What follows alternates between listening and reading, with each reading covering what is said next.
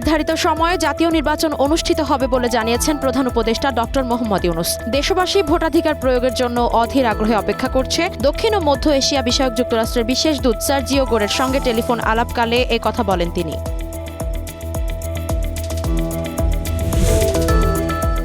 আওয়ামী শাসনামলে র্যাবের টিএফআই সেলে ১৪ জনকে গুম ও নির্যাতনের মামলায় শেখ হাসিনা, তারিক আহমেদ সিদ্দিক, সাবেক ও বর্তমান সেনা কর্মকর্তা সহ ১৭ জনের বিরুদ্ধে অভিযোগ গঠনের আদেশ আজ। আন্তর্জাতিক অপরাধ ট্রাইব্যুনাল ১-এর বিচারিক প্যানেল এ আদেশ দেবেন।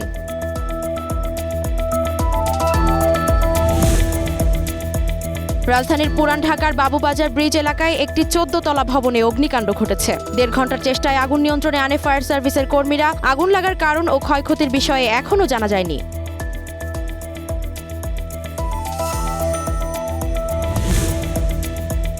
ঘন কুয়াশা আর হিমশীতল বাতাসে গত ৫ দিন ধরে উত্তরের জেলা কুড়িগ্রামের জনজীবন স্থবির হয়ে পড়েছে। সকাল ৬টায় জেলায় সর্বনিম্ন তাপমাত্রা রেকর্ড ১২ ডিগ্রি সেলসিয়াস। ঘন কুয়াশার কারণে সড়কে যানবাহনগুলো হেডলাইট জ্বালিয়ে চলাচল করছে।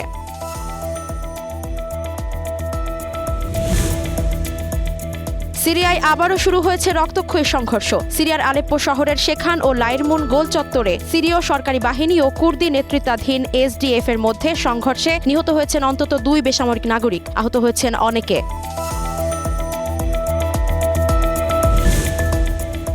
যোগ করার সময় মোহাম্মদ সালাহর গোলে জিম্বাবুয়েকে হারিয়ে আফ্রিকান নেশনস কাপে শুভ সূচনা করল মিশর। একতরফা দাপুটে ম্যাচে ৩ ডজন আক্রমণের পরও জয় নিশ্চিত করতে শেষ সময় পর্যন্ত অপেক্ষা করতে হয় তাদের।